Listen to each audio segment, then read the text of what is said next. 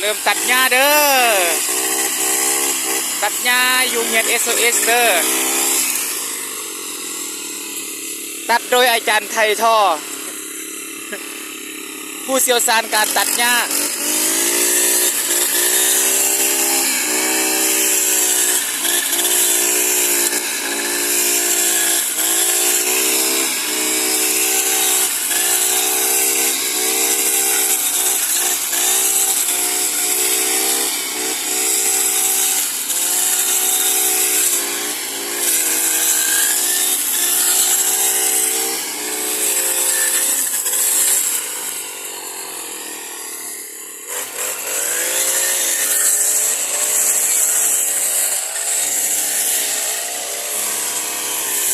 ในกระสะให้ลุงลาเนาะ